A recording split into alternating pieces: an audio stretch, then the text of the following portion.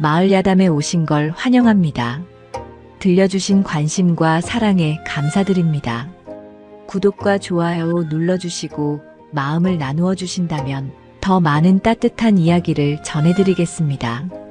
깊은 산골짜기 작은 마을 근처 구름이 낮게 깔린 산자락에는 장작을 하며 살아가는 나무꾼 한 사람이 있었습니다. 정하윤이라는 이름의 사내였지요. 그의 일상은 날이 밝기 전 산으로 올라 해가 질 무렵 무거운 지게를 진 채 마을로 내려오는 것이었습니다. 말수가 적고 얌전한 성품 탓에 마을 사람들은 정하윤을 그저 힘만 쓰는 둔한 사내로 여겼습니다. 저 사람 하루 종일 산에서 나무만 하는 게 전부더라고. 말도 없고 눈치도 없어 보이던데 어디 힘쓰는 일 말고 할 수 있는 게 있겠어? 아낙네들이 우물가에서 빨래를 하며 수군거렸지만 정하윤은 아무 내색 없이 묵묵히 제 갈 길만 갔습니다. 그의 움막은 산 중턱 외딴 곳에 있었지요. 사람들과 어울리지 않고 홀로 지내는 것을 택한 듯 했습니다. 어느 해 가을이 깊어갈 무렵 산길에서 기이한 일이 벌어졌습니다. 정하윤이 평소처럼 장작을 하고 내려오는 길이었지요. 낙엽이 수북이 쌓인 오솔길을 걷고 있는데 어디선가 미약한 신음소리가 들려왔습니다. 정하윤은 발걸음을 멈추고 주변을 살폈습니다. 바위 틈새에 웬 아이 하나가 쓰러져 있었지요. 얼굴은 창백했고 이마에는 피가 흘러내렸습니다. 넘어져서 다친 것이 분명했습니다. 아이야, 정신을 차려라. 정하윤은 지게를 내려놓고 아이를 살폈습니다. 숨은 붙어 있었으나 상태가 좋지 않았지요. 그는 주저없이 아이를 등에 업고 산을 내려갔습니다. 무거운 지게 대신 아이를 업은 정하윤의 발걸음은 빨랐습니다. 산길을 단숨에 내려와 마을 어귀에 이르렀지요. 사람 살려. 아이가 다쳤소. 정하윤의 외침에 마을 사람들이 하나둘 나왔습니다. 촌장 권만석도 허둥지둥 달려왔지요. 이게 무슨 일이야? 아니, 저 아인 최참봉댁 손자 아니냐? 산에서 쓰러져 있기에 업고 내려왔습니다. 정하윤은 아이를 내려놓고 물러섰습니다. 곧 최참봉댁 식솔들이 달려와 아이를 데려갔지요. 의원을 불러 치료를 받게 되었고 다행히 큰 탈 없이 회복되었습니다. 그날 이후 마을에서는 정하윤을 보는 눈빛이 조금 달라졌습니다. 나무꾼이 아이를 살렸다더라. 그래도 사람 목숨을 구했으니 착한 사람이긴 한가 봐. 하지만 여전히 정하윤을 함부로 대하는 이들이 있었습니다. 특히 양반댁 도령 박세호는 정하윤을 만만하게 보았지요. 어려서부터 귀하게만 자란 박세호는 사람을 얕보는 버릇이 있었습니다. 하인들과 마을 사람들을 함부로 부리며 거들먹거렸지요. 그 무렵 양반댁 박씨 집안에는 윤소정이라는 아씨가 있었습니다. 박세훈의 먼 친척으로 부모를 일찍 여의고 박씨 집안에 의탁해 살고 있었지요. 소정은 마음씨가 고왔습니다. 정하윤이 아이를 구한 일을 전해 듣고 속으로 감탄했지요. 세상에 저런 분도 계시는구나. 말없이 선행을 베푸시다니. 소정은 마을을 오가며 정하윤의 모습을 멀리서 지켜보곤 했습니다. 무거운 짐을 지고도 힘든 내색 없이 묵묵히 걸어가는 뒷모습이 어쩐지 쓸쓸해 보였지요. 어느 날 소정은 정하윤이 장작을 팔고 가는 길에 마주쳤습니다. 저기 나무꾼 어르신. 정하윤은 고개를 살짝 숙이며 지나쳐 가려 했습니다. 소정이 다시 불렀지요. 잠깐만요. 저번에 아이를 구해주셨다면서요? 정말 훌륭하신 일 하셨습니다. 아닙니다. 당연한 일을 했을 뿐입니다. 정하윤은 짧게 대답하고 발걸음을 재촉했습니다. 소정은 그의 모습을 바라보며 조용히 마음을 썼지요. 저 사람은 왜 저리 쓸쓸하게 사는 걸까? 무슨 사연이 있는 게 아닐까? 한편 그날 저녁 마을 주막에서는 몇몇 이들이 모여 술을 마시고 있었습니다. 그중 한 사람은 중년의 선객 이성주였지요. 이성주는 얼마 전 마을에 들어온 행상인이었습니다. 하지만 범상치 않은 기운이 감돌았지요. 주막 구석에 앉아 술잔을 기울이며 사람들의 이야기에 귀를 기울이고 있었습니다. 그 나무꾼 말이야, 알고 보면 좀 이상한 구석이 있어. 이상하다니? 말도 없고 사람들하고 안 어울리잖아. 뭔가 숨기는 게 있는 거 아니야? 이성주는 술잔을 내려놓으며 정하윤에 대한 이야기를 듣고 있었습니다. 그의 눈빛이 묘하게 빛났지요. 얼마 후 이성주는 주막을 나와 정하윤의 움막이 있는 산자락을 올려다보았습니다. 정하윤이라 했던가. 과연 그 사람이 맞는지 확인해 봐야겠군. 이성주는 사람들 눈에 띄지 않게 산길을 올라갔습니다. 정하윤의 움막 근처 나무 뒤에 몸을 숨기고 지켜보았지요.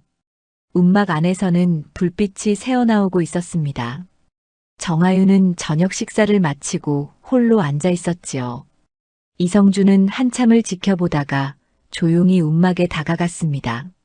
발소리를 죽이고 창문 틈으로 안을 들여다보았지요. 정하윤은 낡은 책 한 권을 펼쳐놓고 무언가를 적고 있었습니다. 단순한 나무꾼이라면 할 수 없는 일이었지요. 이성주는 고개를 끄덕이며 물러섰습니다. 그리고 다음 날 정하윤이 장작을 하러 산으로 올라갈 때를 기다렸다가 앞을 가로막았습니다. 정하윤 도령. 정하윤은 깜짝 놀라 멈춰 섰습니다. 도령이라는 호칭에 얼굴이 굳었지요. 누구십니까? 나를 기억하지 못하겠소? 예전에 자네 아버지 밑에서 일했던 이성주요. 정하윤의 얼굴이 창백해졌습니다. 과거를 아는 사람을 만난 것이지요. 어찌 이곳까지 오셨습니까? 자네를 찾아 헤맸소. 조용히 지내라는 말을 전하러 왔소. 이성주는 주변을 살피며 낮은 목소리로 말했습니다. 아직 자네 이름을 기억하는 자들이 있소. 함부로 나서지 말고 조용히 지내시오. 그것이 자네를 위한 길이오. 알겠습니다. 제가 조심하겠습니다. 정하윤은 고개를 숙였습니다. 이성주는 그의 어깨를 두드리며 말했지요. 자네는 몰락한 무관 집안의 후손이요. 하지만 그 누구도 자네를 알아보지 못하고 있소. 그렇게 계속 지내시오. 은혜를 잊지 않겠습니다. 이성주는 정하윤에게 작은 보따리를 건넸습니다. 안에는 약간의 은자와 약재가 들어있었지요.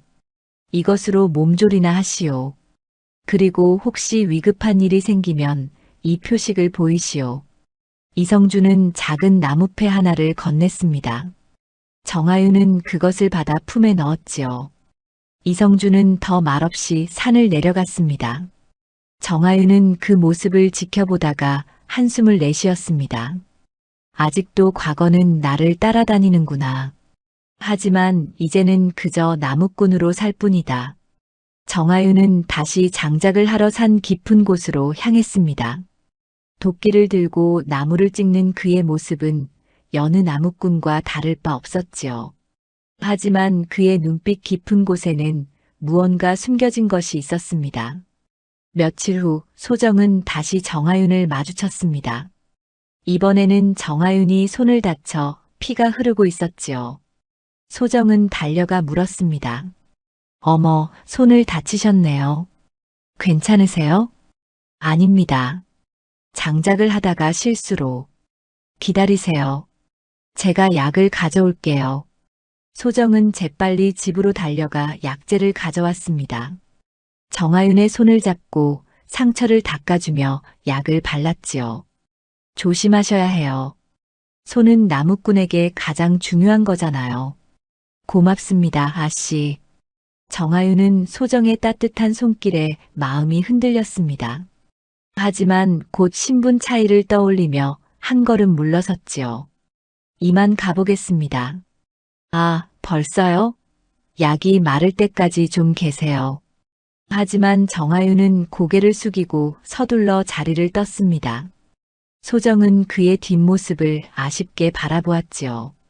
왜 저리 거리를 두는 걸까? 나는 그저 도와주고 싶을 뿐인데. 그날 저녁 정아윤은 움막으로 돌아와 홀로 앉아 있었습니다. 소정이 발라준 약 덕분에 손은 한결 나아졌지요. 정아윤은 약을 바른 손을 들여다보며 중얼거렸습니다. 내가 감히 양반댁 아씨에게 마음을 쓸 수 있겠는가? 나는 그저 나무꾼일 뿐이다. 하지만 마음 한구석에서는 소정의 따뜻한 미소가 지워지지 않았습니다. 정아윤은 고개를 저으며 그 생각을 떨쳐냈지요. 한편 박세호는 마을을 돌아다니다가 소정이 정아윤에게 약을 발라주는 모습을 목격했습니다. 세온의 얼굴이 일그러졌지요. 감히 천한 나무꾼 주제에 양반댁 교수와 이야기를 나누다니. 세온은 정아윤을 향한 못마땅한 감정이 더욱 커졌습니다. 원래부터 말없이 꾸준 일만 하는 정아윤을 만만하게 보았는데 이제는 시기심까지 생긴 것이지요. 세온은 정아윤을 골탕 먹일 방법을 궁리하기 시작했습니다. 두고 보자, 정아윤. 내가 감히 어디까지 버티나 보자. 세온의 눈빛에는 좋지 않은 기운이 서려 있었습니다. 겉으로는 조용히 흘러가는 마을이었지만 그 아래에는 묘한 긴장감이 흐르고 있었지요. 정아윤을 향한 세온의 시선은 점점 더 거칠어지고 있었고 소정의 마음은 정아윤에게 조용히 기울고 있었습니다. 그리고 이성준은 멀리서 이 모든 것을 지켜보며 언젠가 닥칠 일을 대비하고 있었지요. 산골 마을의 가을은 깊어갔고 사람들의 마음속에는 각자의 생각이 자리 잡고 있었습니다. 정아윤은 여전히 말없이 산과 마을을 오가며 장작을 팔았지요. 하지만 그의 평온한 일상이 언제까지 이어질지는 아무도 알 수 없었습니다. 세온의 괴롭힘은 이제 막 시작되려 하고 있었고 정아윤의 숨겨진 정체가 드러날 날도 멀지 않았으니까요. 박세온은 어려서부터 무엇 하나 부족함 없이 자랐습니다. 박씨 집안은 고을에서 손꼽히는 양반가였고 세온은 그 집안의 외아들이었지요.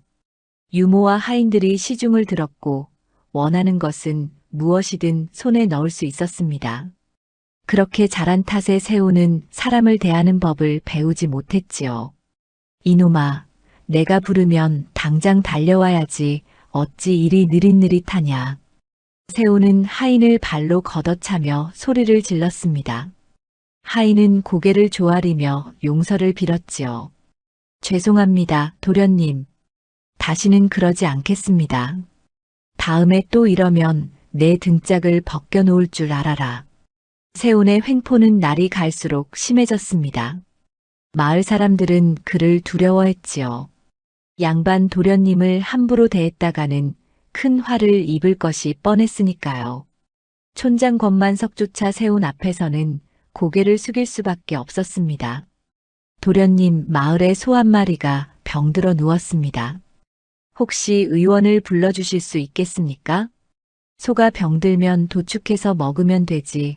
무슨 의원을 부르느냐? 천한 것들이 참으로 어리석구나.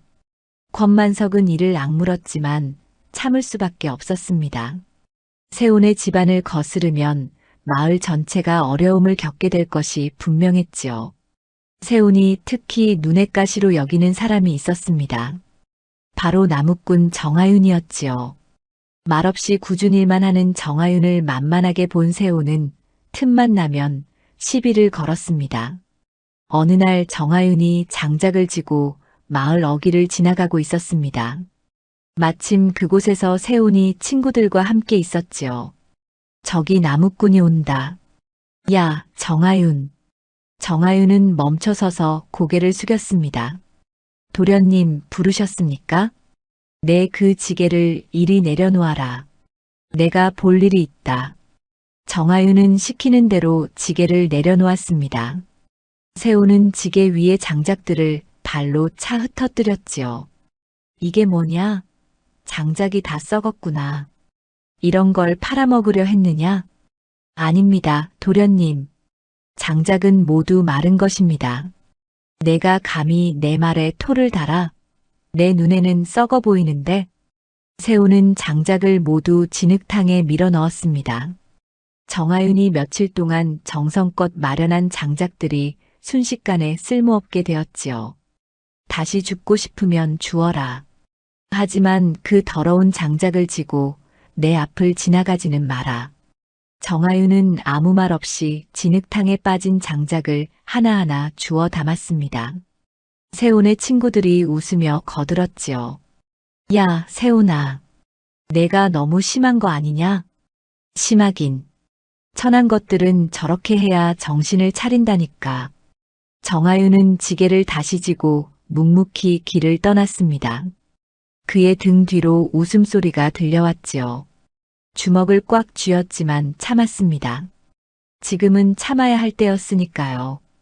그날 저녁 윤소정은 하인에게서 낮에 있었던 일을 전해 들었습니다. 도령께서 또 나무꾼을 괴롭히셨다지요? 예, 아씨. 장작을 모두 진흙탕에 빠뜨리셨습니다. 소정은 한숨을 쉬었습니다. 세훈의 행동이 날로 도를 넘고 있었지요. 소정은 세훈을 찾아가 조심스럽게 말했습니다. 세훈 오라버니, 말씀 좀 드리겠습니다. 무슨 일이냐?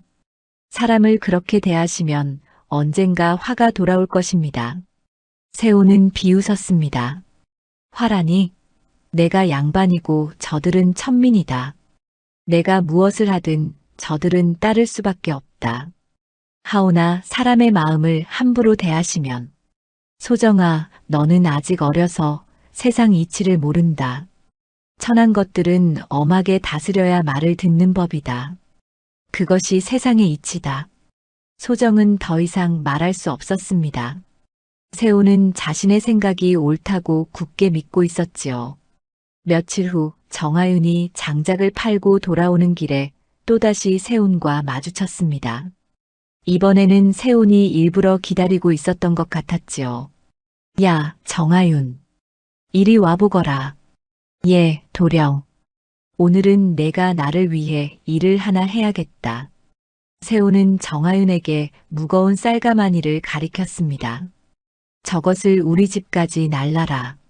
도령, 죄송하지만 저는 지금 장사를 마치고 돌아가는 길입니다. 내가 시키는데 거절하느냐? 천한 놈이 감히. 세훈은 정아윤의 멱살을 잡았습니다. 주변 사람들이 모여들었지만 아무도 나서지 못했지요. 지금 당장 날라라. 안 그러면 너를 관가에 끌고 가 곤장을 치게 하겠다. 정아윤은 할 수 없이 쌀가마니를 짊어졌습니다. 세훈은 그 모습을 보며 흡족한 표정을 지었지요. 박시대까지 가는 길은 멀었습니다. 정아윤은 무거운 짐을 지고 한 걸음 한 걸음 걸어갔습니다. 박시댁에 도착하자 세훈은 말했습니다. 수고했다. 이제 가도 좋다. 정아윤은 아무 말 없이 돌아섰습니다. 세훈은 그의 뒷모습을 보며 중얼거렸지요. 저것도 사람이라고 할 수 있나? 그저 짐승이나 다름없지. 그날 밤 정아윤은 움막에서 홀로 앉아 있었습니다. 온몸이 쑤시고 아팠지요. 하지만 육체적 고통보다 마음의 상처가 더 깊었습니다. 언제까지 이렇게 살아야 하는가? 언제까지 참아야 하는가? 정아윤은 과거를 떠올렸습니다.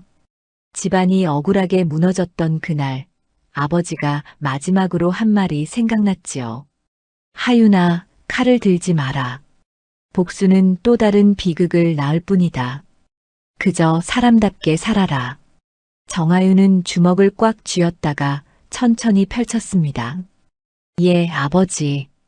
다시는 칼을 들지 않겠습니다. 하지만 나를 짓밟게 두지도 않겠습니다. 한편 촌장 권만석은 박시댁을 찾아갔습니다. 세훈의 아버지인 박진사를 뵙기 위해서였지요. 진사나리, 말씀 좀 드리겠습니다. 무슨 일인가? 도령께서 요즘 마을 사람들을 너무 함부로 대하십니다.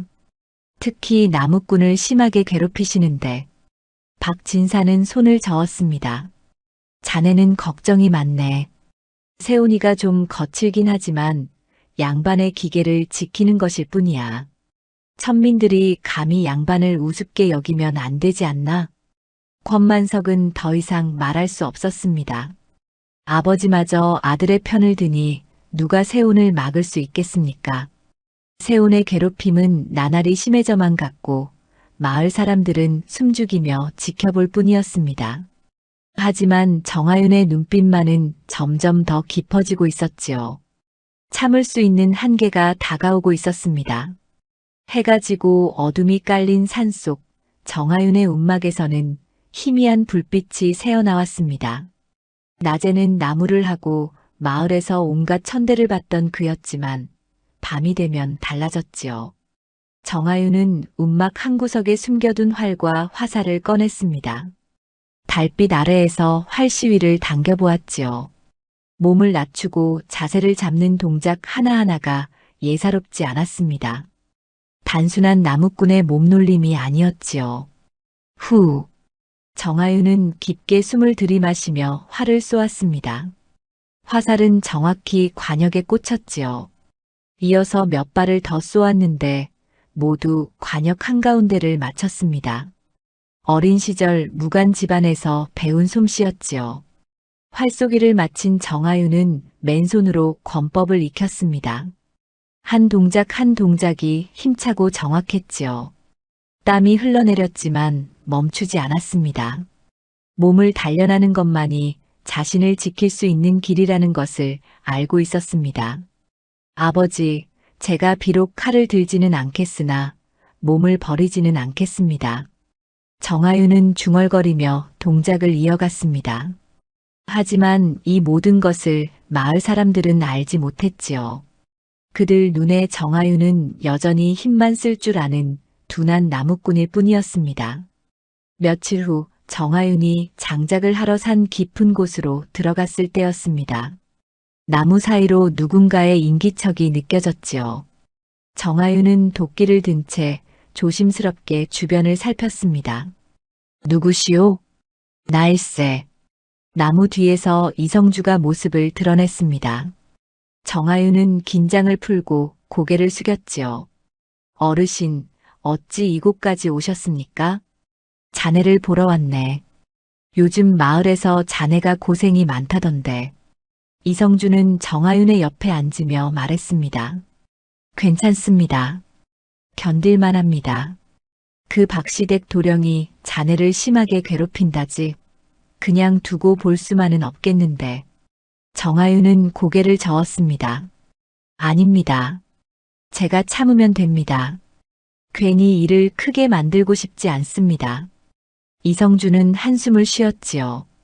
자네, 조용히 지내라고 했지? 하지만 너무 당하고만 있어서도 안 되네. 자네 이름을 기억하는 자들이 아직 있다네. 괜히 눈에 띄어 화를 자초하지 말게. 알고 있습니다. 제가 조심하겠습니다. 이성주는 정아윤의 어깨를 두드렸습니다. 자네 집안이 무너진 것은 억울한 일이었네. 하지만 지금은 때가 아니야. 언젠가는 진실이 밝혀질 날이 올 것이네. 어르신, 저는 복수를 원하지 않습니다. 그저 평범하게 살고 싶을 뿐입니다. 그 마음을 잃지 말게. 하지만 자신을 지킬 힘은 길러야 하네. 이성주는 일어서며 말했습니다. 혹시 위급한 일이 생기면 나를 찾게. 내가 도와주겠네. 고맙습니다, 어르신. 이성주가 떠난 후 정아윤은 한참을 그 자리에 앉아 있었습니다. 과거는 자꾸만 자신을 따라다녔지요. 아무리 잊으려 해도 잊혀지지 않았습니다. 며칠 후 정아윤이 마을 우물가에서 물을 길고 있을 때였습니다. 윤소정이 하인을 데리고 지나가다가 정아윤을 보았지요. 소정은 정아윤의 손을 보고 깜짝 놀랐습니다. 저번에 다쳤던 상처가 아물지 않고 덧나 있었던 것입니다. 저기 나무꾼 어르신. 정아윤은 고개를 들었습니다. 아씨, 무슨 일이십니까? 손이 많이 안 좋아 보이는데 약을 바르셨습니까? 괜찮습니다. 저절로 나을 것입니다. 소정은 하인에게 무언가 지시했습니다. 하인이 달려가더니 약재를 가지고 왔지요. 이것 좀 받으세요. 상처에 바르시면 금방 나을 겁니다. 아씨, 이런 귀한 것을 제가 어찌. 괜찮습니다. 사람이 다쳤는데 그냥 두고 볼 수 없지 않습니까? 정아유는 소정의 따뜻한 마음씨에 고개를 숙였습니다. 고맙습니다, 아씨. 손은 나무꾼에게 가장 소중한 것입니다. 잘 치료하세요. 소정은 미소를 지으며 자리를 떴습니다. 정아유는 그녀의 뒷모습을 바라보다가 고개를 저었지요. 나 같은 사람이 감히 저런 분께 마음을 쓸 수 없다. 신분이 다르지 않은가. 하지만 마음 한구석이 따뜻해지는 것은 어쩔 수 없었습니다. 그날 밤 정아유는 움막에서 소정이 준 약을 바르며 생각에 잠겼습니다. 세상에는 박세온처럼 남을 괴롭히는 사람도 있고 윤소정처럼 따뜻한 마음을 가진 사람도 있었지요. 나는 어떤 사람으로 살아야 하는가? 정아유는 스스로에게 물었습니다. 복수를 위해 칼을 들 것인가 아니면 아버지의 말씀대로 사람답게 살 것인가? 답은 이미 정해져 있었습니다. 칼을 들지 않겠습니다. 하지만 당하고만은 살지 않겠습니다. 정아윤의 결심은 단단했습니다. 하지만 그것을 실천하기란 쉽지 않았지요. 세온의 괴롭힘은 계속되고 있었고 마을 사람들은 여전히 그를 천하게 여겼습니다. 한편 박씨 댁에서는 세온이 친구들과 술을 마시고 있었습니다. 그 나무꾼 말이야. 요즘 좀 건방져 보이지 않아? 건방지다니? 아무리 괴롭혀도 표정 하나 안 바꾸잖아. 마치 우리를 무시하는 것 같아. 세온의 친구가 말했습니다. 세온은 술잔을 탁 내려놓았지요. 그래, 나도 그게 마음에 안 들어.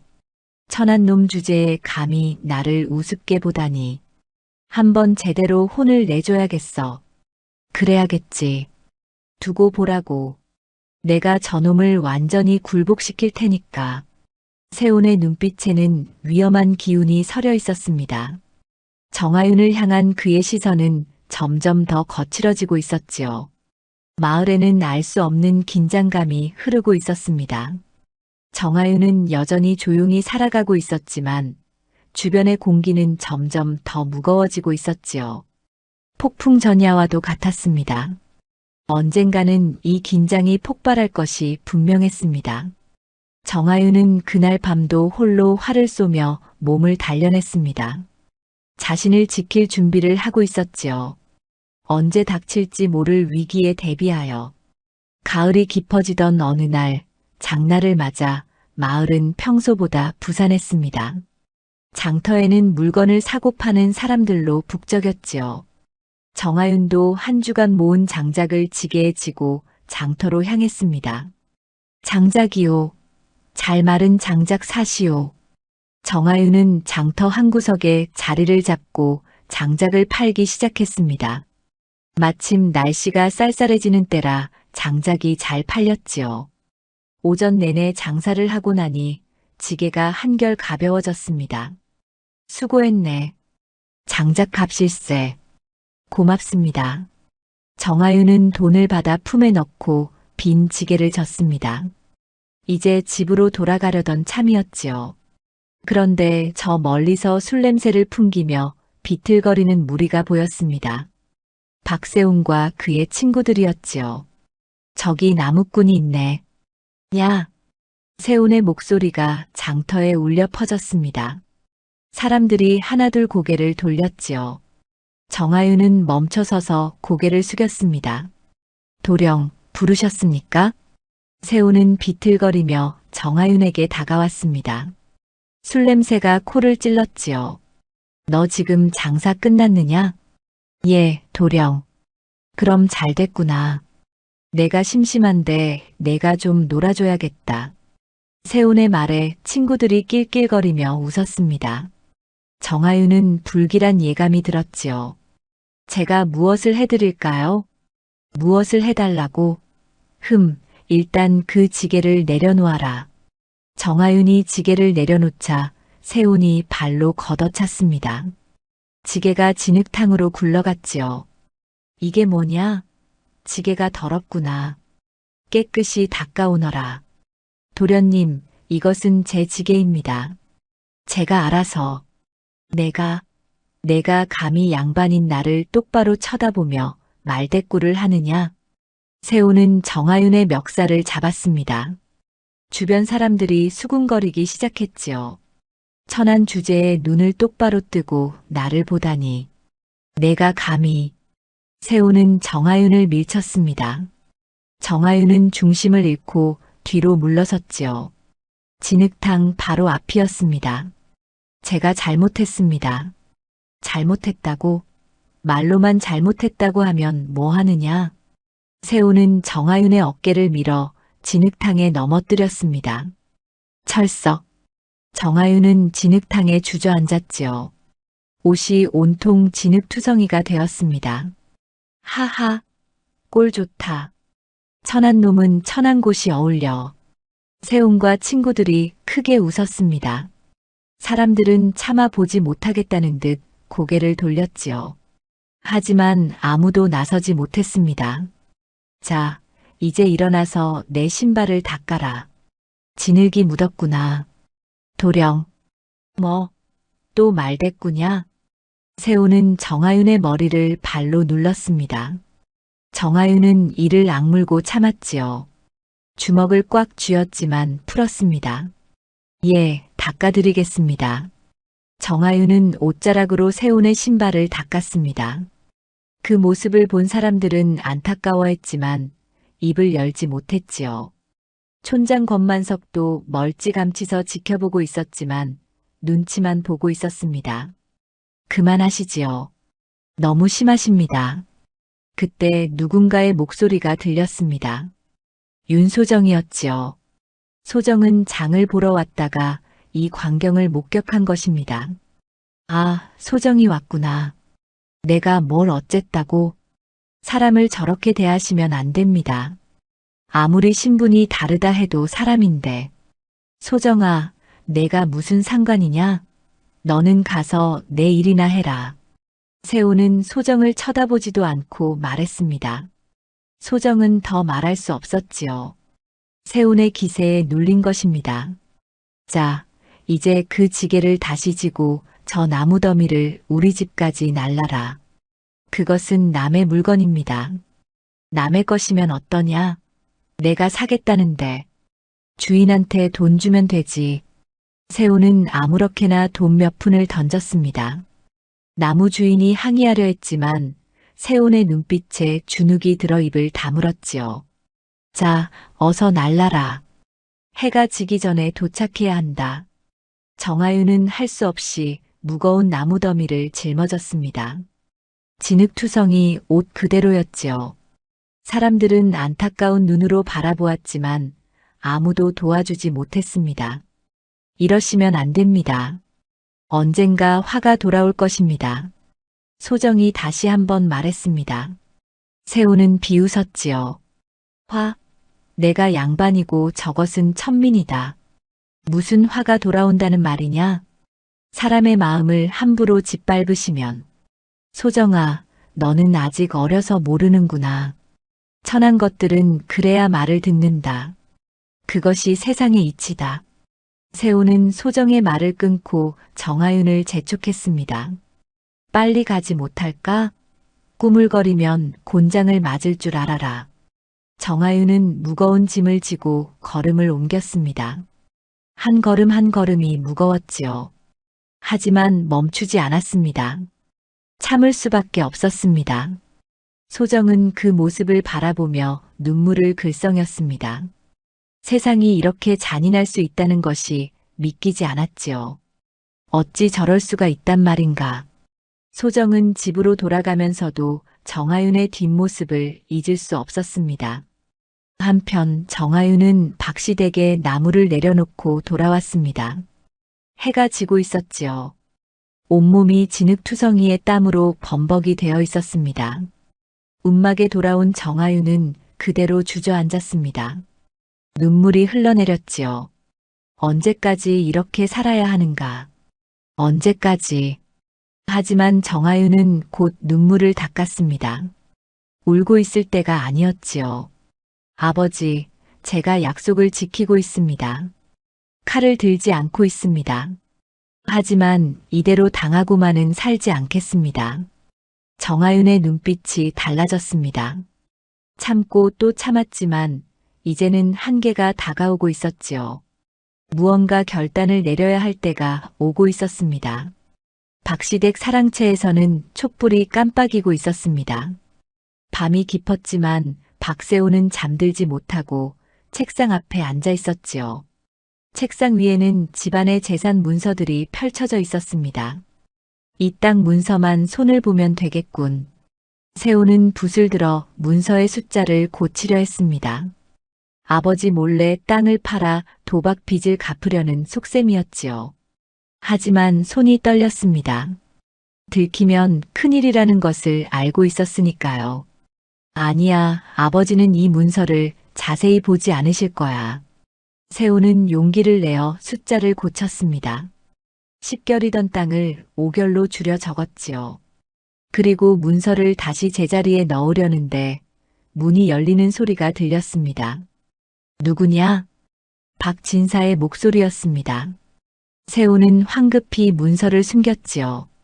아버지, 저입니다. 이 밤중에 사랑채에서 무엇을 하느냐? 책을 보고 있었습니다. 박진사는 의심스러운 눈으로 세훈을 바라보았습니다. 하지만 아들을 믿고 싶었지요. 그래, 밤이 깊었으니 어서 자거라. 예, 아버지. 박진사가 나간 후 세훈은 가슴을 쓸어내렸습니다. 위기일발이었지요. 하지만 문제가 생겼습니다. 문서를 제자리에 넣지 못한 것입니다. 며칠 후 박진사가 문서를 확인하다가 이상한 점을 발견했습니다. 이게 어찌 된 일이냐? 분명 10결이던 땅이 5결로 되어 있구나.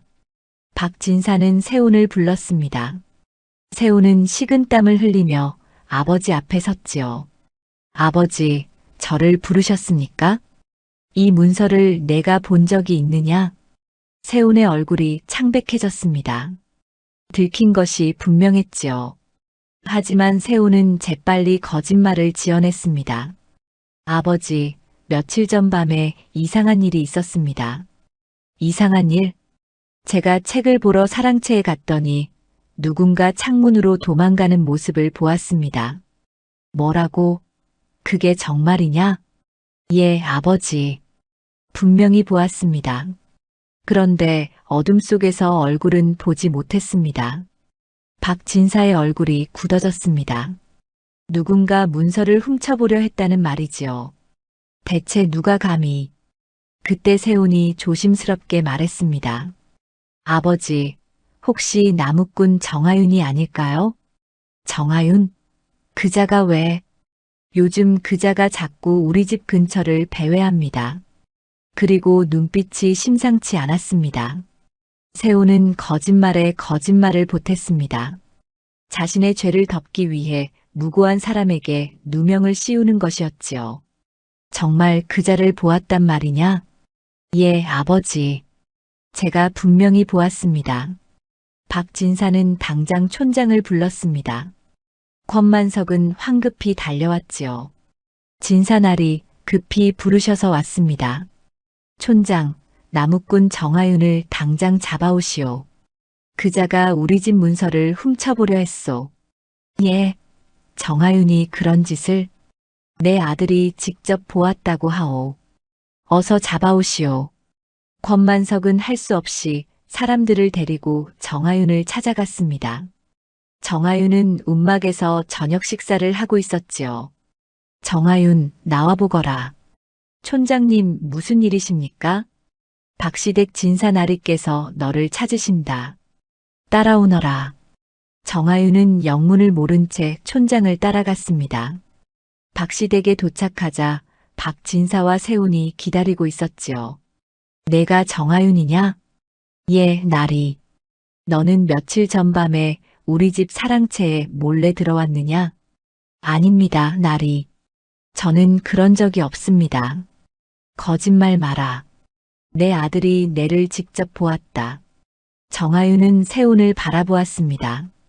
세훈은 정아윤을 똑바로 쳐다보며 말했지요. 내가 분명히 보았다.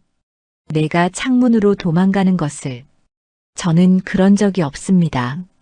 며칠 전 밤에 저는 움막에 있었습니다. 증거가 있느냐? 누가 증인이라도 되느냐? 정아윤은 말문이 막혔습니다. 혼자 살고 있었기에 증인이 없었지요. 증인이 없다는 것은 내가 거짓말을 하고 있다는 증거다. 세훈은 득의양양한 표정을 지었습니다. 박진사는 하인들에게 명했지요. 이놈을 창고에 가두어라. 내일 관가에 넘기겠다. 날이 억울합니다. 저는 정말 그런 적이 없습니다. 정아윤은 항변했지만 소용없었습니다. 하인들이 정아윤을 끌고 가 허름한 창고에 가두었지요. 창고 안은 어둡고 차갑했습니다. 손댄 적이 없다. 나는 정말. 정아윤은 억울함에 주먹으로 벽을 쳤습니다. 하지만 아무도 들어주지 않았지요. 평민의 말은 양반의 말보다 가볍게 여겨졌습니다. 밤이 깊어갔습니다. 정아윤은 창고 바닥에 앉아 생각에 잠겼습니다. 이대로 끌려가면 곤장을 맞거나 더 큰 형벌을 받을 것이 분명했지요. 내가 무엇을 잘못했다고. 그때 창고 문이 조용히 열렸습니다. 이성주였지요. 어르신 어찌. 쉬, 조용히 하게. 내가 자네를 도우러 왔네. 도와주신다니요? 도망가게. 여기 있으면 큰 화를 당할 것이네. 이성주는 정아윤의 팔을 잡았습니다. 하지만 정아윤은 고개를 저었지요. 아닙니다. 도망가면 진짜 죄인이 됩니다. 하지만 여기 있어도 억울한 누명을 벗을 수 없네. 그래도 도망치지는 않겠습니다. 제가 떳떳하게 맞서겠습니다. 이성주는 한숨을 쉬었습니다. 자네가 선택한 길이라면 할 수 없지. 하지만 조심하게. 그들은 자네를 가만두지 않을 것이네. 이성주는 정아윤의 어깨를 두드리고 조용히 사라졌습니다. 정아윤은 다시 홀로 남았지요. 도망만 가면 그들의 악행은 더 커진다. 내가 여기서 진실을 밝혀야 한다. 정아윤은 결심을 굳혔습니다. 비록 억울한 누명을 쓰고 있지만 도망치지 않고 맞서기로 한 것이지요. 그것이 아버지께 배운 떳떳한 삶의 방식이었습니다. 다음 날 아침 박진사는 정아윤을 관가로 넘기려 했습니다. 하지만 세훈이 다른 제안을 했지요. 아버지, 그자를 관가로 넘기기 전에 제가 직접 다루겠습니다. 무슨 소리냐? 도망친 죄인을 잡아오겠습니다. 제가 직접 응징하고 싶습니다. 세훈은 하인들에게 창고 문을 열게 했습니다. 정아윤이 밖으로 나오자 세훈이 비웃었지요. 너는 도망칠 기회가 있었을 텐데 왜 그러지 않았느냐? 저는 죄가 없기 때문입니다. 죄가 없다고? 하하, 재미있는 놈이구나. 좋다. 그럼 내가 너에게 기회를 주겠다. 세훈은 마을 사내들을 불러 모았습니다. 우리가 산으로 사냥을 갈 것이다. 이놈이 길을 안내할 것이니 따라오너라. 산에는 맹수가 있습니다. 위험합니다. 마을 사내 하나가 조심스럽게 말했습니다. 하지만 세훈은 귀를 기울이지 않았지요. 겁쟁이 같으니. 우리가 여럿이니 무슨 걱정이냐? 어서 준비하라. 일행은 산으로 향했습니다. 정아윤이 앞장섰고 세훈과 사내들이 뒤를 따랐지요. 산은 깊었고 길은 험했습니다. 도령, 이제 그만 돌아가시지요. 너무 깊이 들어왔습니다. 닥쳐라. 내가 돌아가자고 할 때까지 계속 가는 것이다. 세훈은 정아윤을 재촉했습니다. 정아윤은 할 수 없이 더 깊은 산속으로 들어갔지요. 하지만 정아윤은 이 산을 손바닥 보듯 알고 있었습니다. 어디에 위험한 곳이 있고 어디가 안전한지 모두 알았지요. 해가 중천에 떴을 무렵 갑자기 바람이 세게 불기 시작했습니다. 나무들이 요란하게 흔들렸지요. 이게 무슨 바람이냐? 세훈이 당황해하며 소리쳤습니다. 그때 저 멀리서 으르렁거리는 소리가 들려왔습니다. 저게 무슨 소리입니까? 맹수 소리입니다.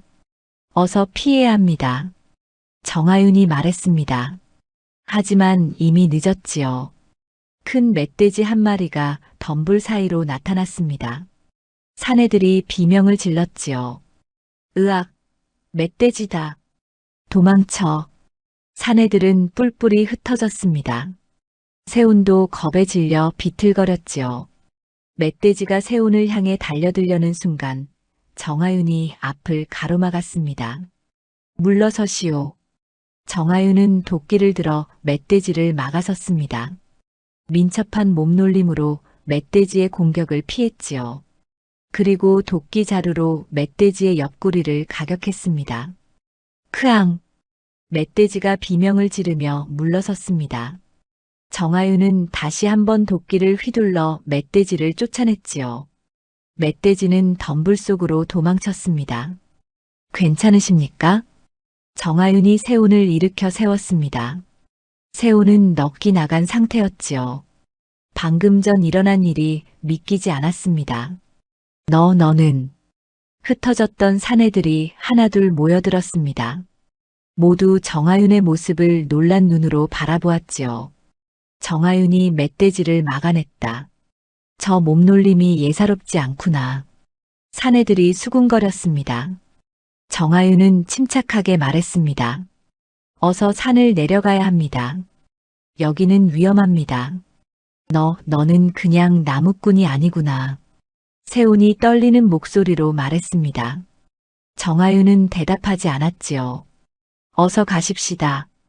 해가 지면 더 위험해집니다. 정하윤은 앞장서서 안전한 길로 일행을 인도했습니다. 길을 잃었던 사내들은 정하윤의 안내를 따라 무사히 산을 내려갈 수 있었지요. 산 아래에 도착했을 때 이성주가 기다리고 있었습니다. 모두 무사하신가? 어르신, 어찌 여기에? 소식을 듣고 왔네. 혹시나 해서 말이야. 이성주는 세훈을 향해 말했습니다. 도령, 이 사람은 내가 함부로 부릴 머슴이 아니네. 무슨 소리요? 저자는 천한 나무꾼일 뿐이요. 천한 나무꾼이 어찌 그런 무예를 지녔겠는가. 이 사람은 몰락한 무관 집안의 후손이네. 이성주의 말에 사내들이 웅성거렸습니다. 세훈의 얼굴이 창백해졌지요. 무관 집안이라니. 그럼 양반이란 말이오? 그렇네. 다만 집안이 억울하게 무너져 이렇게 살고 있을 뿐이네. 세훈은 공포와 분노가 뒤섞인 눈빛으로 정하윤을 바라보았습니다. 도대체 정체가 뭐냐? 왜 나를 속였느냐? 정하윤은 조용히 대답했습니다. 속인 것이 아닙니다. 다만 말하지 않았을 뿐입니다. 그럼 그동안 내가 한 일들은? 세훈은 자신이 양반 출신을 함부로 대했다는 사실에 두려움을 느꼈습니다. 만약 정하윤이 신분을 회복한다면 큰 화를 입을 것이 분명했지요. 나는 몰랐다. 내가 양반인 줄. 도령께서 저를 어떻게 대하셨는지는 중요치 않습니다. 저는 다만 제 삶을 살아갈 뿐입니다. 정하윤의 말에 세훈은 할 말을 잃었습니다. 사내들도 모두 정하윤을 다른 눈으로 보기 시작했지요. 우리가 그동안 함부로 대했구나. 양반을 천하게 여겼다니. 사내들은 부끄러워하며 고개를 숙였습니다. 세훈만이 분노와 두려움으로 몸을 떨고 있었지요. 너를 가만두지 않겠다. 세훈은 이를 갈며 말했습니다. 하지만 그의 목소리에는 힘이 없었지요. 오히려 자신이 큰 실수를 저질렀다는 것을 깨닫고 있었습니다. 정하윤은 더 이상 말하지 않고 산으로 올라갔습니다. 사람들은 그의 뒷모습을 멍하니 바라보았지요. 그날 이후 마을 사람들은 정하윤을 보는 눈이 완전히 달라졌습니다. 더 이상 천한 나무꾼이 아니라 존중받아야 할 사람으로 보기 시작했지요. 하지만 세훈의 마음속에는 두려움과 분노가 자리 잡았습니다. 자신이 저지른 일들이 언젠가 돌아올 것이라는 불길한 예감이 들었지요. 산에서 돌아온 후 마을에는 빠르게 소문이 퍼져나갔습니다. 정하윤이 양반 출신이라는 것, 그리고 세훈이 그를 얼마나 심하게 괴롭혔는지에 대한 이야기가 입에서 입으로 전해졌지요. 박도령이 양반을 천민처럼 대했다더라. 진흙탕에 밀어넣고 짐까지 나르게 했다지 않나. 아이고, 그러다가 큰일 나겠어. 마을 사람들의 수군거림은 점점 커졌습니다. 그리고 산에 함께 갔던 사내들이 하나둘 진실을 말하기 시작했지요. 사실 문서 훔친 것도 정하윤이 아닐 겁니다. 한 사내가 촌장 앞에서 용기를 냈습니다. 무슨 소리냐? 저희가 직접 본 것은 아무것도 없습니다. 다만 박도령이 그렇다고 하셔서. 그럼 정하윤은 억울한 누명을 쓴 것이란 말이냐? 촌장 권만석은 머리를 싸맸습니다. 일이 점점 커지고 있었지요.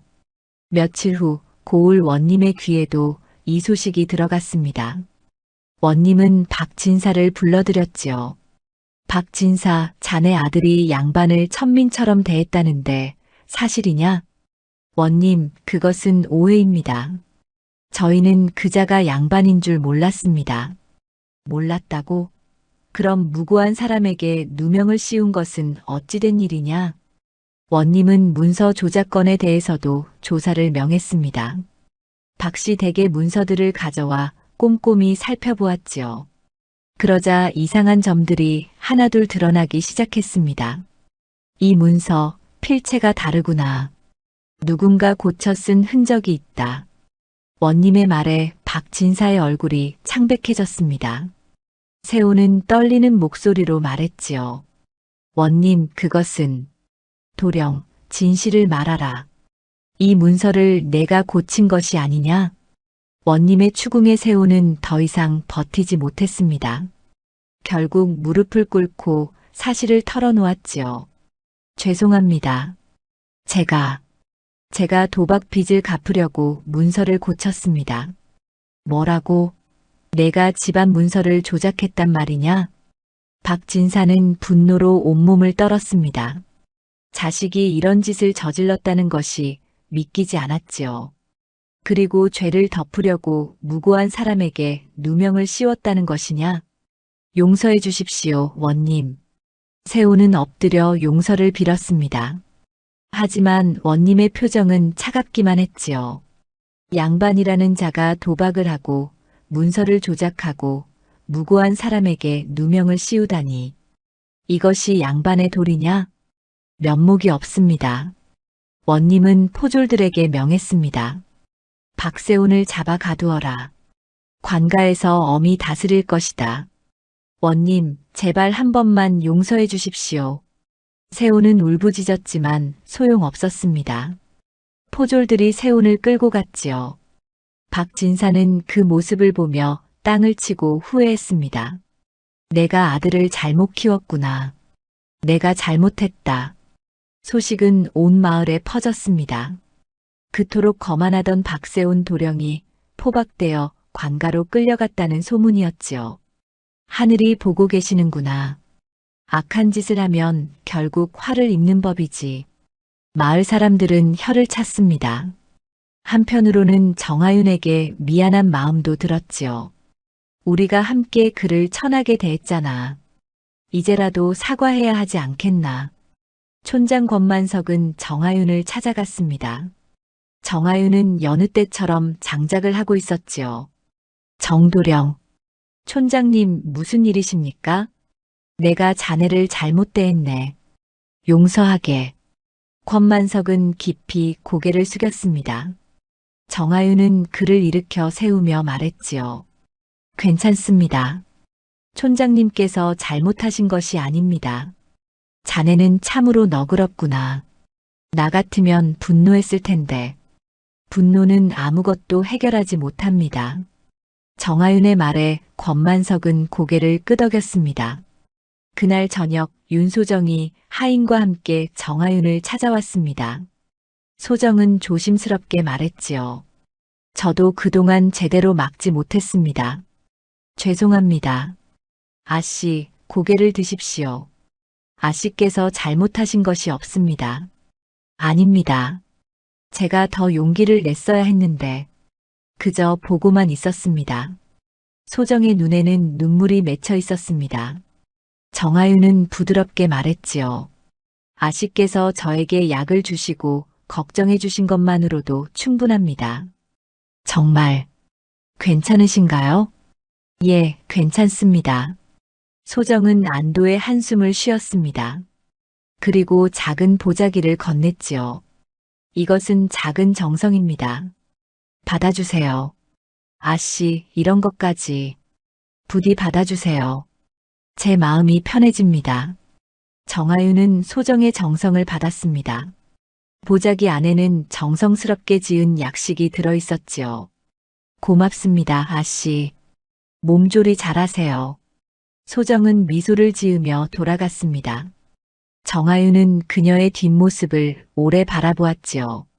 한편 관가에 갇힌 세호는 절규하고 있었습니다. 정아윤 때문이다. 그놈 때문에 내가 이렇게 되었다.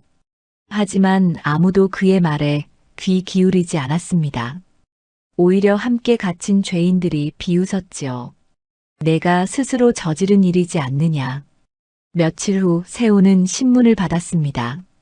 원님은 엄하게 물었지요. 내 죄를 모두 자백하라.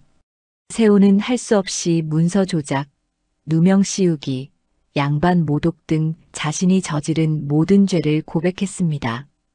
원님은 판결을 내렸지요. 박세호는 유배 보낸다. 10년 동안 변방에서 속죄하며 살도록 하라. 원님 제발. 세훈의 울부짖음도 소용없었습니다.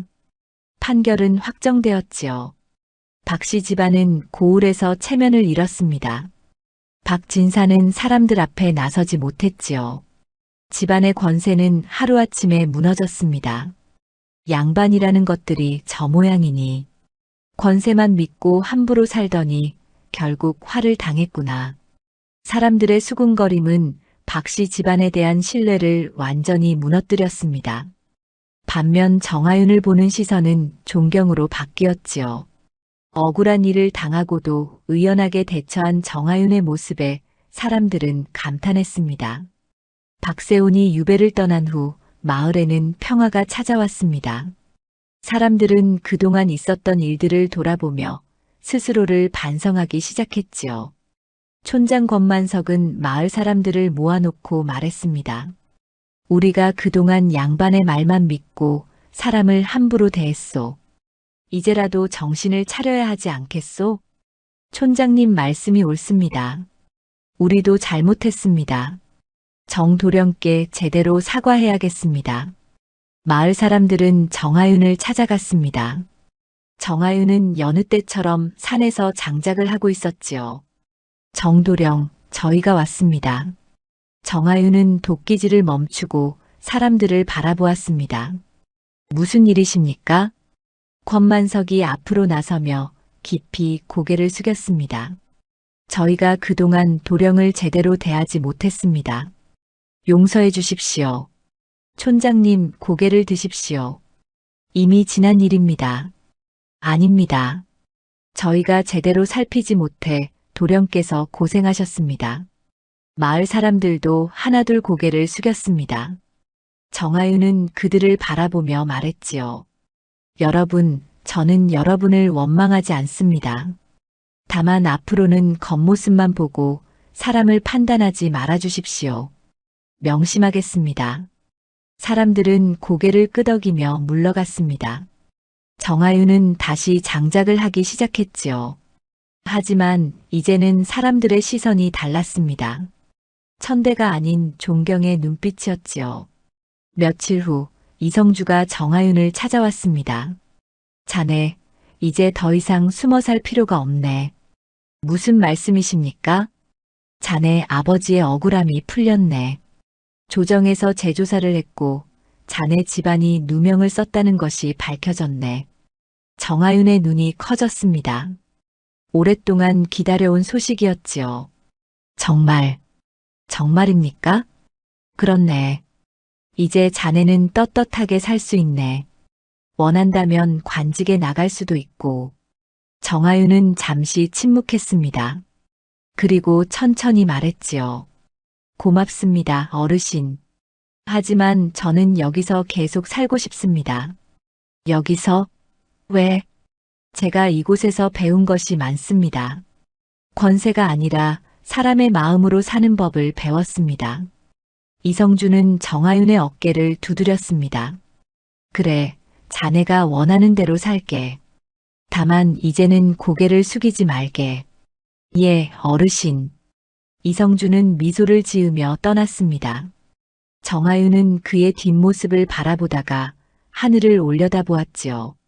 아버지의 누명이 풀렸습니다. 이제 편히 쉬십시오. 한편 윤소정은 집에서 바느질을 하고 있었습니다. 하지만 마음은 자꾸 정아윤에게 향했지요. 아씨, 무슨 생각을 그리 하십니까? 하인이 물었습니다. 소정은 얼굴이 붉어지며 고개를 저었지요. 아무것도 아니야. 혹시 정도령 생각하시는 겁니까? 뭐라고? 아니야. 소정은 부끄러워하며 부채로 얼굴을 가렸습니다. 하지만 마음속으로는 인정하고 있었지요. 정아윤에게 마음이 있다는 것을. 며칠 후 소정은 용기를 내어 정아윤을 찾아갔습니다. 정아윤은 움막 앞에서 나무를 다듬고 있었지요. 정도령. 정아윤은 소정을 보고 일어섰습니다. 아씨, 어찌 이곳까지. 제가 드릴 말씀이 있어서 왔습니다. 소정은 조심스럽게 다가갔습니다. 두 사람은 잠시 침묵했지요. 도령께서 살아주셔서 정말 다행입니다. 아씨, 그동안 많이 힘드셨지요? 제가 제대로 도와드리지 못해 죄송합니다. 아닙니다. 아씨께서 보여주신 따뜻한 마음만으로도 큰 힘이 되었습니다. 소정은 정아윤을 바라보았습니다. 그의 눈빛에는 진심이 담겨 있었지요. 도령, 앞으로도 이곳에서 계속 사실 겁니까? 예, 저는 이곳이 좋습니다. 그렇다면 가끔 찾아뵈어도 되겠습니까? 정아윤은 잠시 망설이다가 고개를 끄덕였습니다. 아씨께서 오신다면 환영하겠습니다. 소정은 환하게 웃었습니다. 두 사람의 시선이 멀리서 마주쳤고 서로의 마음 어딘가에 작은 불씨가 남아있음을 느꼈지요. 계절이 바뀌어 겨울이 왔습니다. 마을에는 눈이 소복이 쌓였지요. 정아윤은 예전처럼 장작을 하고 마을로 내려왔습니다. 장작이요. 잘 마른 장작 사시오. 사람들이 하나둘 모여들었습니다. 하지만 이제는 함부로 대하지 않았지요. 정도령, 장작값입니다. 고맙습니다. 정아윤은 정당한 값을 받고 장작을 팔았습니다. 더 이상 억울하게 당하지 않았지요. 저녁이 되어 정아윤은 움막으로 돌아왔습니다. 문 앞에는 누군가 놓고 간 보따리가 있었지요. 열어보니 따뜻한 옷과 음식이 들어있었습니다. 소정이 보낸 것이 분명했지요. 정아윤은 미소를 지으며 하늘을 바라보았습니다. 아버지, 저는 이제 행복합니다. 칼을 들지 않고도 사람답게 살 수 있다는 것을 배웠습니다. 멀리 마을에서는 따뜻한 불빛이 새어나왔습니다. 정아윤은 더 이상 외롭지 않았지요. 비록 혼자 사는 나무꾼이었지만 사람들의 존경을 받으며 살고 있었습니다. 그리고 소정이라는 따뜻한 마음을 가진 사람도 곁에 있었지요. 앞으로 어떤 일이 펼쳐질지는 알 수 없었지만 정아윤은 담담하게 받아들일 준비가 되어 있었습니다. 이 이야기는 이렇게 마무리됩니다. 겉모습만 보고 사람을 함부로 굴리는 자는 언젠가 그 업을 받고 묵묵히 바르게 선자의 길은 끝내 밝아진다는 교훈을 남기며 말입니다. 권세와 신분이 아니라 사람의 마음과 행실이 진정으로 중요하다는 것을 깨달은 마을 사람들은 그날 이후 서로를 더욱 존중하며 살아갔다고 전해집니다.